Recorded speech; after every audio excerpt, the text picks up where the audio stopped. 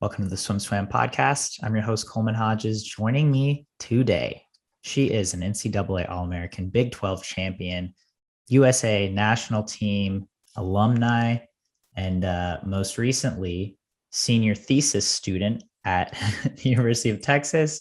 She interviewed me yesterday, and today I'm returning the favor. We are talking to Grace Ariola. What's up, Grace? Hello, happy to be here.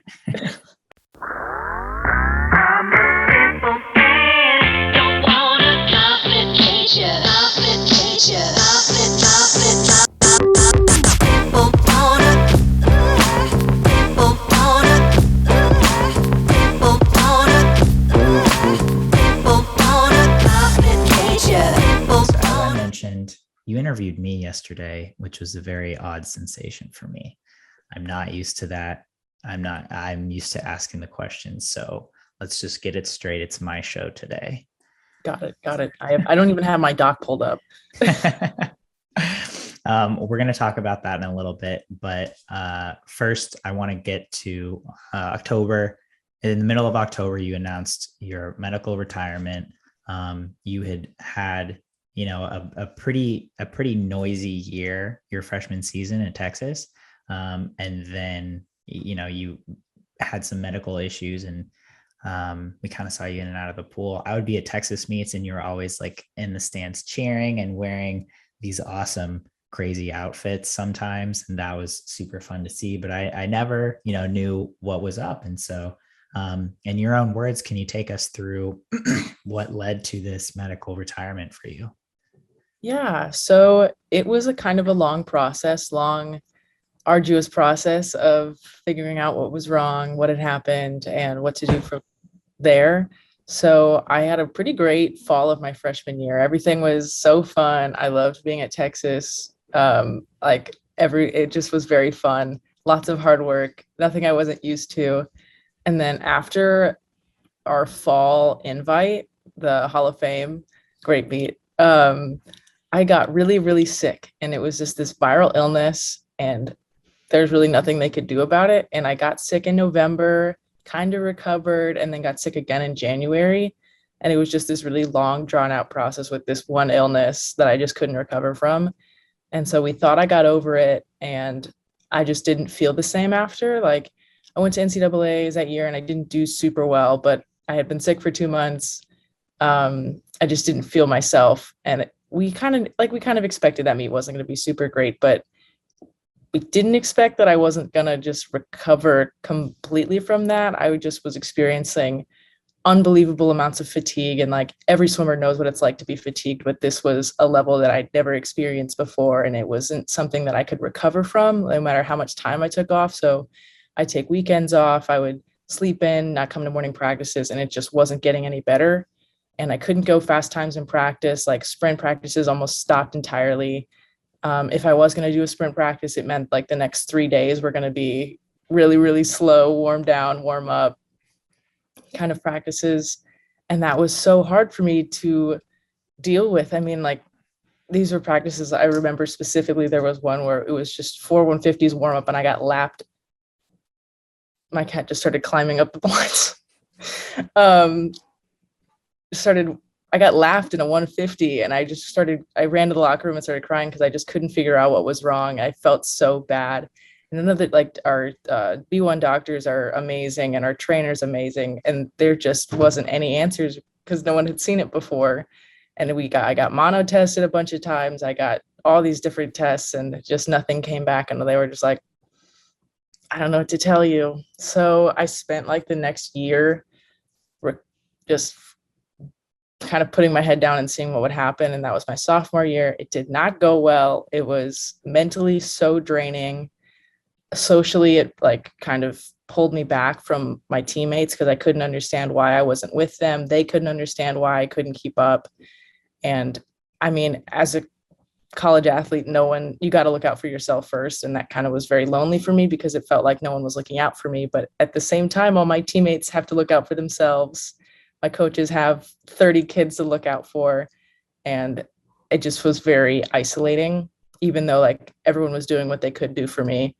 It was just very it was hard. It was a very hard experience my sophomore year, very lonely. Um, and so Big 12s happened, and they were maybe my worst meet I've ever had in my life. And I just kind of took a break and was like, I'm going to need to recover from this emotionally and figure out how I feel about the sport in the first place, because this is just bringing me so much unhappiness and so much pain to know what I used to be capable of, be at this pool that I've been at before, and know what I've done in this pool, and to have myself go so many seconds slower and feel exactly the same afterwards. So it was something like very devastating to my self-worth, devastating to my idea of myself. And so after Big 12s, Carol and I had to talk, and like she was like, okay, like let's take this easy, figure it out. And then COVID hit like immediately after that, unexpectedly, and I was able to go home.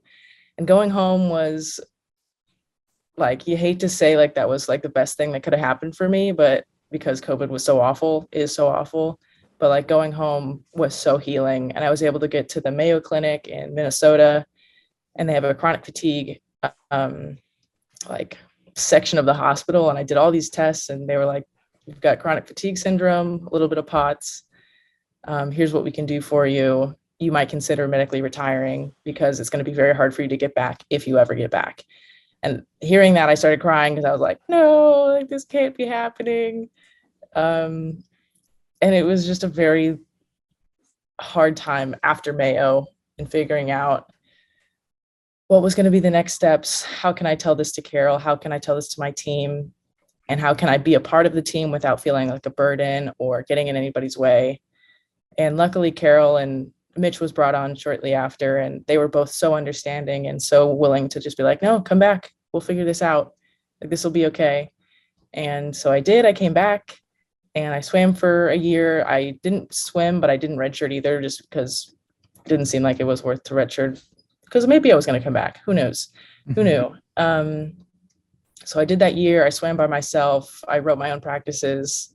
Carol and Mitch helped me make a Google Sheets where I wrote down all my practices, and you could see I progressed. I got up to 4,000 a day, and that was huge considering I started at 100 a day, and I just had to very slowly build my way up. Once a week, I went up 200 to 300 yards, or once every 2 weeks, it went up 300. And that was such a long, long process, and it was lonely, but I enjoyed it. It taught me to remember that I liked swimming. And it was very freeing to be able to control my own practices and control the rate that I increased at. But then got to the summer. Trials was very hard to watch, very hard to see all my friends all together and know that I was missing out. But I mean, the joy that I felt watching all my friends make it, like Kieran, I cried for him because he was on the first night, Erica, Patty, Drew. I mean, like, I'm missing Brooke. Like, so many of my friends were able to make it. And it was, I mean, I cried so many times that week for them and then for myself. And that kind of was a turning point, I think, in the process. It kind of felt like the final death of my dream a little bit, like realizing like I'm probably never going to get there again. And then what do I do with that feeling from there? And after that, I got mono like a week after. Don't know where I got it from, but that was devastating just because on top of already having chronic fatigue syndrome, getting another fatiguing illness, I did not move a lot. So then there was the Olympics, and I was at home with that and cheering for Erica and seeing her get that silver. I mean, my mom and I were screaming, hugging each other. Like, our dog was barking. I mean, like, it was so amazing to get to see everybody, but it also was kind of like, for me, the end. I definitely sensed the end was there for me, but it wasn't like in sadness. It was, I got to see my friends, and I know that I had a part in their journey, and that's good. I like swimming. I'm going to go back, and I still planned on swimming, but I knew that I wasn't going to be trying to get back. It was more, I'm just going to be a part of the team and see what happens. And I was just very content with that. And I came back and I did 2 months, and I kind of like had another, like, the feeling of swimming through a cold patch of water. That's kind of like literally what happened. Is like I was swimming one day and was like, what am I even doing this for? Like, what am I doing this for? I know what I like. I know, like, I know myself. I know that my worth isn't tied to this anymore. And the kind of the anger and the grief kind of just washed away, and was like, I'm not swimming for myself anymore. I'm swimming because I feel like I owe it to Carol and Mitch for believing in me. And that's just not a good reason to keep swimming for another year when it's so draining to my body. So I had to talk with Carol and I talked with Mitch, and they were like, I think that's a good decision. They were like, you're always welcome here. I had a dinner with Carol last night, and I'm having dinner with Mitch next week. So like my relationship is still good, and like I see the team every day. Um, so it was just kind of like a parting ways of with the pool. But I always feel like I'll be a swimmer, and I always feel like I'll be grateful for the people that I met and the places that I went. And it was never, for several years there was a lot of anger and there was a lot of sadness, but now I loved my time and that I did it. It's a lot. Yeah. So, and I want to go deeper. I want more. So first off, if you can you describe some of those feelings of anger or sadness that you had throughout those months? Because I want to get to how you dealt with them, in good or bad ways. But just first off, can you describe those feelings that you had, and were they, fleeting in minutes? Were they fleeting in hours? Did they last for days or weeks? Yeah. Part of chronic fatigue syndrome is depression and mental illness. So, and there's also this thing called brain fog, which is one of the determining symptoms of chronic fatigue. And I've always been someone that relied on my memory. I'm in a honors program at University of Texas. So my academic career is something that's very important to me. Being able to have mental clarity is something that's important to me. And having the brain fog and having this depression that just felt like a cloud on me at all times was one of the most frustrating parts of this, and not being able to describe the feeling. It was mostly this frustration of not being able to communicate what I was feeling, and knowing that even if I did, 99% of people aren't going to understand it, and they're not going to be able to relate, or think that I'm making it up, or maybe I'm just being dramatic. And that not ruined, but definitely put some walls up for me and pushed back a lot of relationships that I should have been pushing into and using for support. So the anger was from me feeling alone and from me feeling trapped in my own body, and knowing that I was capable of more, but it just was locked inside of me, and my body wasn't responding to me the way it had for so many years. And where I used to be able to just will my way through things, it just wasn't there anymore. And wondering, like, have I lost my edge? Have I lost what made me special? Have I lost what made me worth something? Obviously, I know that's not the case, but during that time, swimming was everything for so many years. And knowing that that was slipping away, and knowing there was nothing I could do about it, that's the feeling of frustration and anger. And it led to a lot of me being agitated all the time. And if people were to make a mistake near me, I'd lash out, and I could hear it in my voice and I could hear me saying it, but there was nothing I could do to stop it.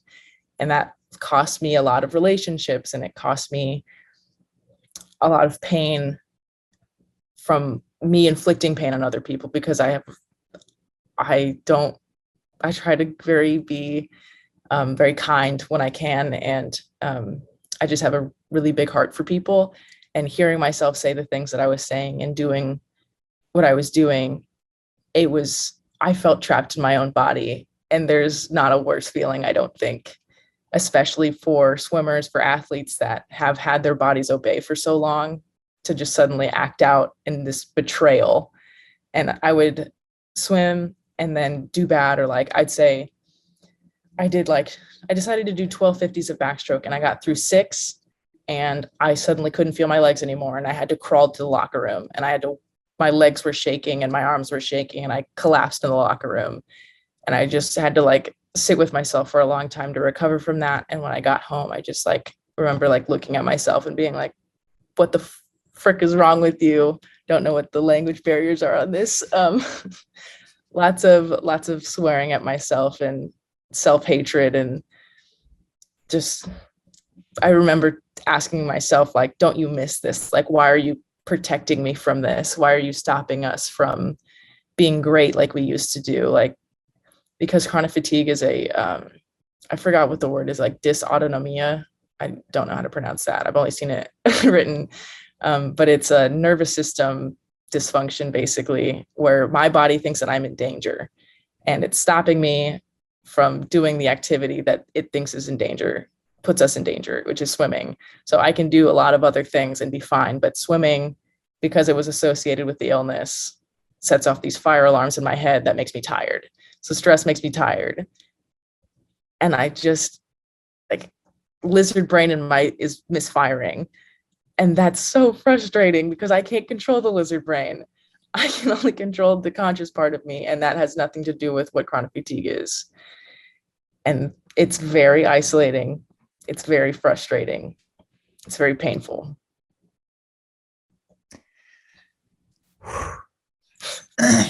Okay, deep breath number 2. Yeah, that sounds exceedingly isolating and painful.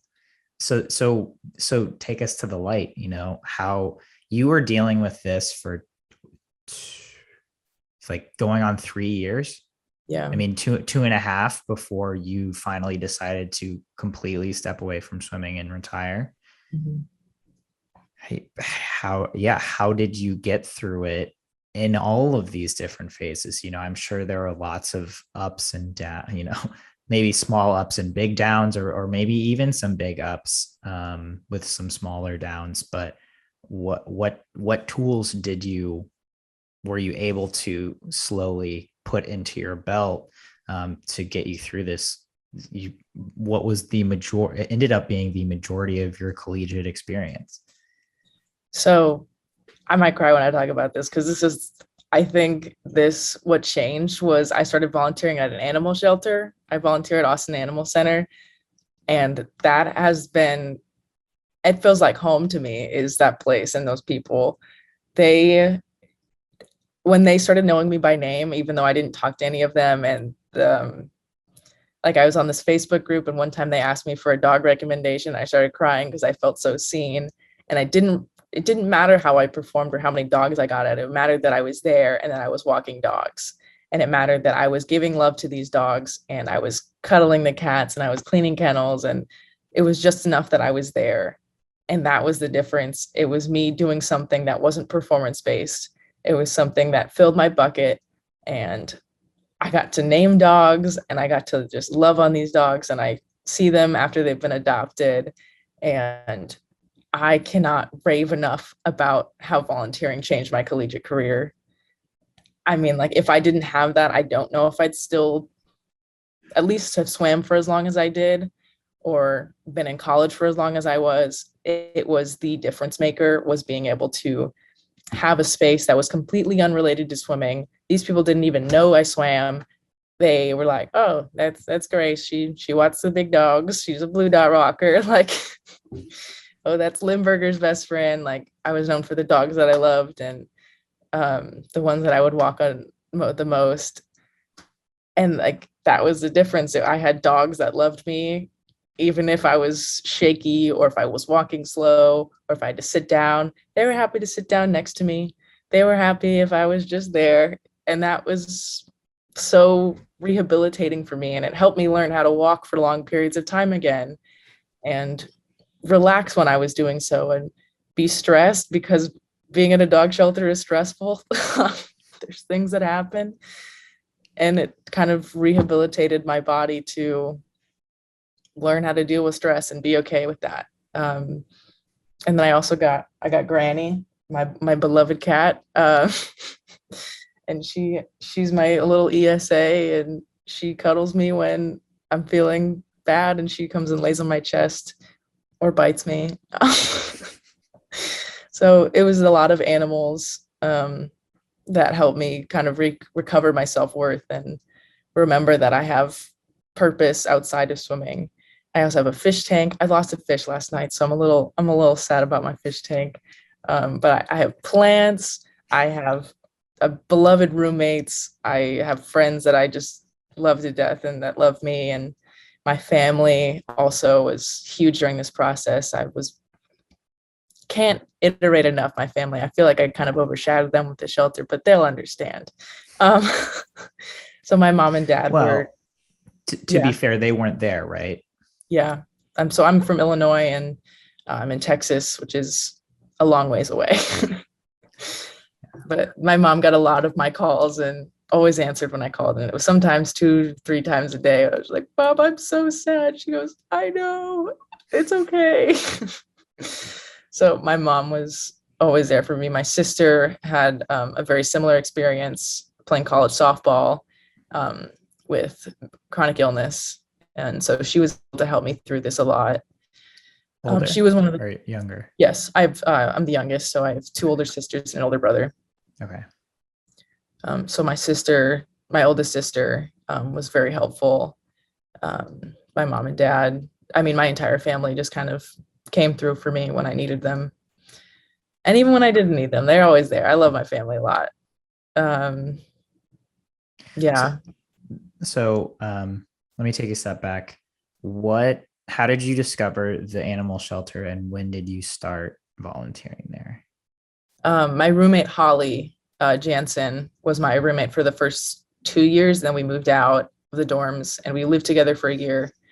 And she had said, like, Austin Animal Center lets you go and pet dogs. Like, you can just go in there and pet dogs. And I was like, we got to go. We got to go. Oh, that's a must. That's a must. And so you can, like, the public can walk green dots, and there's not a lot of green dots. So I was like, how do I get in with the blue dots, which are the little harder dogs? And they were like, you got to volunteer. And I was like, I'm in. So I signed up to do a little orientation session. I did it, and I have volunteered probably 4 hours a week every week since then. And that was the fall of my sophomore year. Okay. So that was pretty fairly early along in this, medical, autoimmune process. Yeah. And so that was a big part. Yeah. Okay. So again, kind of going back to those downer feelings, did you, throughout that process, did you find ways to immediately react to those feelings? Again, if you're, it sounded like there was so much rage or sadness, or like you said, depression. It's like when that comes on, I feel like at least sometimes it can just come out of nowhere, right? And it's hard to react, or it's hard to recognize them and not just impulsively react. Did you find ways to deal with those throughout this process of just kind of recognizing the feelings and thereby reacting the way you wanted to, versus maybe lashing out at someone or something like that? Mm-hmm. There's not a lot of like physical treatments for chronic fatigue, or like these, I don't know what to call them, but like nervous system disorders, like fibromyalgia is another one of them that's under the same umbrella. But it is a lot of mindfulness and meditation and feeling your body and not being afraid to feel what you're feeling. So it's a lot of getting to know yourself, knowing what's going on in your head and not letting it just kind of go by, which is the easier thing to do, especially when what's going on in there is so painful. So it was a lot of my mom begging me to meditate. I was like, no, I think that's dumb. And eventually I got around to it. So it was meditation, doing things that filled my bucket. Like, I like to paint, I like to write, I like to have Granny on my lap. Watering my plants gives me time to examine what I'm feeling before I go to bed at night, going through each of my body parts and going, I can feel each finger, I can feel each toe, I can feel my calves, and then like can body control very, I don't know, controlled movements. I will say, I think writing was something that was huge during that time, and it was something that I hated to do. I've always loved writing. I've always had a journal, and my writing pretty much stopped about the time that it was my sophomore year because everything I was writing was sad, and I hated that. I hated going back and reading it and being like, God damn, like why am I so sad?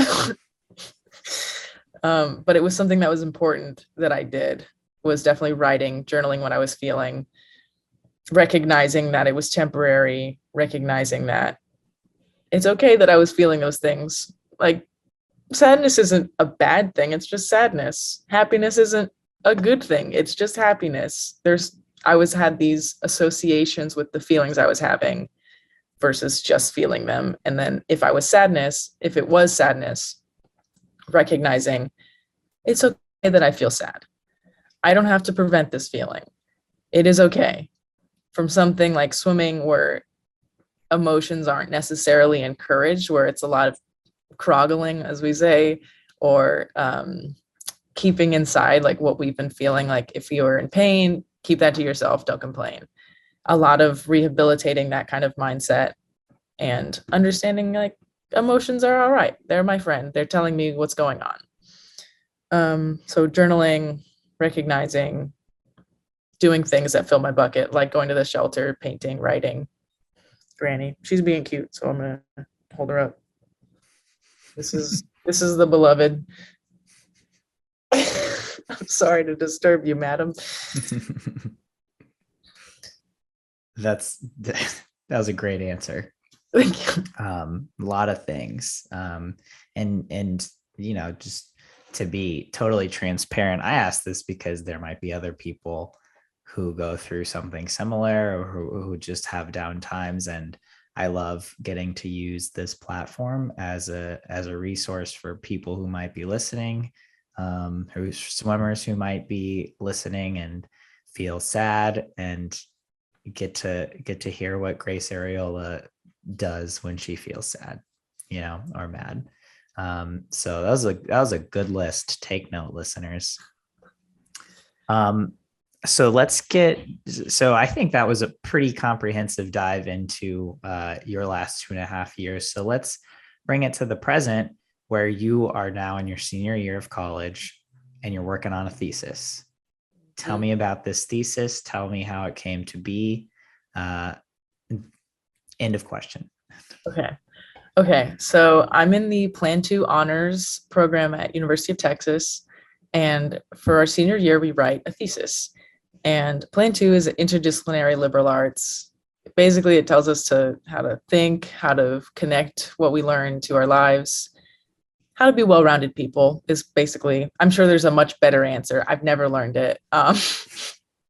Seems like a good when answer. I tell people, they're like, what's Plan 2? And I'm like, I know how to think good. I'm going to probably get a lot of shit from Plan 2 for that. But yeah, so. And Plan 2 is like, no. We don't know her. But like the Plan 2 people are geniuses, and I felt a lot of imposter syndrome with the Plan 2 people. So I was very, very honored to be in this program and writing this thesis. You start at your like mid junior year is when you start thinking about it, and you start at your senior year, and you're doing it all your senior year, and it's due when you graduate. So you're always thinking about it because it's the biggest part of your curriculum at Plan 2. And I was always like, I don't know what I'm going to do. I don't know anything that well. I don't feel like I know any subjects that well because I didn't do any other majors. I like media studies. It's one of my minors. So I was like, okay, like I'll look at media studies. And I met with my advisor, and she was like, don't you swim? Like, why don't you do something about swimming? And I was like, yeah, that makes sense. I love swimming. I love swimming stuff. So that was kind of what decided it. And I've always been interested in like SwimSwam and swimming world and swimming media and kind of how that affects athletes and how that's affected the sport in just different ways. So I think that's kind of the main passion there. But then I was like, well, there's more to swimming than just the media. There's like culture, and there's been so many of us that have come down with illnesses that I was so weird about, or like mental health crisis or eating disorders. Like that felt so weird to me to be like, why are half of my friends in treatment centers? Why are so many of us, it feels like, kind of came down with something? And obviously, like, you know that your career is not going to be perfect, but it felt like things were wrong. And I wanted to study and look more into that. So this felt like it was a way for me to learn what I'd been curious about for several years. So I decided to do that and to do a comprehensive culture swimming study, which is a big project. I don't know if it's going to work out, but we'll see. And I've enjoyed doing it so far. So I think that answers the question. Yeah. So you're interviewing members of swimming media, you're interviewing coaches, you're interviewing swimmers about the cultural change in swimming since 2008. You know, when Michael Phelps was swimming, when he won 8 gold medals. Is that a fair Yeah. summary of your Yes. project? Perfect summary. Okay. Um, is there, I mean, obviously you're writing this thesis, but is there a goal? Um, like, what are you hoping to attain? What are you hoping to learn? What are you hoping to present with this? I think that is a mystery to us all. I'm just exploring. Like, I don't have a thesis. I don't have anything I'm trying to prove. Mhm. I guess like at the end of the day, I'm saying there is a change in culture, um, but that's very vague and not a great research question. So I think that'll be something I discover closer to the end. What I'm really looking for. I hope to present some findings of here's what's changed, here's what we can do better, here's how swimmers are doing, here's how coaches are doing. This is what's up. That's just, I think that's it. I don't think I have an argument or anything. Nice. And so then, yeah, what does the final project look like? So I'm doing half research, half creative. And so I think it'll be like a 30-page research paper on what my findings are. And then I will also be doing a narrative essay, creative piece on 3 swimmers, on like their journeys throughout. And I think I want to do 3 female swimmers. And I don't know if I want to say their names because I don't have confirmation from all 3 of them yet. But just something about their lives, and that swimming doesn't have to end in success or like amazing glory for these careers to not be a disappointment. And because that was what I felt. It'll be chronic. It's cathartic for me to explore this and be like, I had a successful career, even though it didn't end the way I wanted it to.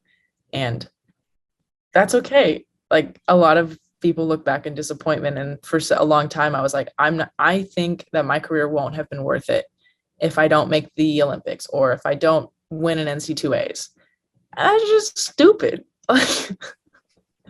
It took me a long time to figure out, like, what are you talking about? I got to go to Singapore and Hawaii and Spain and France. Like, that was amazing.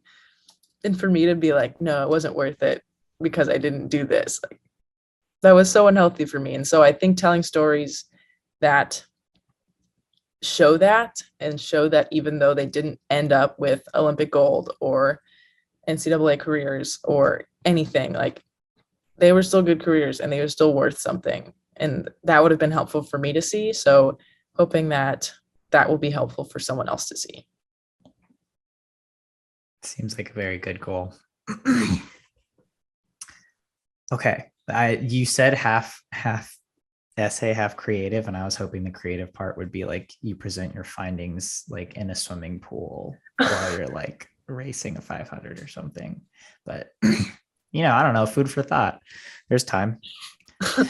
There is time yet. Okay, so wrapping this up, you're doing this thesis, you're in school. where do you feel like you announced this retirement about a month ago. Where do you feel like your relationship with swimming is right now? It's always going to be in turbulence, I think, for the next several months, if not years, because there were several traumatic things that happened, like the drug test, getting sick. There was just other things that happened, and it'll be a lot of healing. Like, I don't think it's perfect. I don't think that it will be perfect for a long time, but I don't look back on it in disappointment anymore like I did while I was mourning the end. I don't cry when I talk about it, which is what happened for several months leading up to it, or even the weeks after it happened. I cried almost every day leading up to the last day and probably 2 weeks after. And I was able to talk through this whole thing, and it's not painful. It's not in regret. I liked swimming. I always will like swimming. I think swimming is great. I think that it is something that is pure, and it is such a wonderful community. And I'm so lucky that I got to be a part of it. And I actually am interning for WOWSA, the World Open Water Swimming Association. And that is something that I take great joy in, even though I've always hated open water swimming. I think that open water swimming is gross and scary, but I did it in Barton Springs, like the pool, and I could see the bottom. I was like, actually, this isn't so bad. This isn't so bad at all. When you can see the bottom. When you can see the bottom. Like, big asterisks. Yeah. But I get to see swimming from a different perspective than I've ever seen it before. And I run social media for them every once in a while. And I get to see open water swimmers and how much they love swimming. It's not really performance-based for them at all. It's about, hey, I got in and swam in this really cold lake, and this is how cool it was. And it's like a selfie of them. And I just think that is so wholesome. And it brings me such joy to see, oh my God, Granny, stop. Being crazy. So swimming is good. I think my relationship with swimming is good. Yeah. I think that's a great stopping point, Grace. It's thank you so much for your honesty and your vulnerability today. It was very enlightening to hear about your last 2.5 years in swimming, or out of swimming, however you want to phrase it. But thank you so much. It's been really great talking and hearing your story. Thank you for listening. I appreciate it. And also, I hope that if anybody is listening and have experienced this, like, they know they can reach out. My Instagram DMs, email. I mean, just like, I'm open. I love to hear about it. And I hope this helped. So thank you for the platform.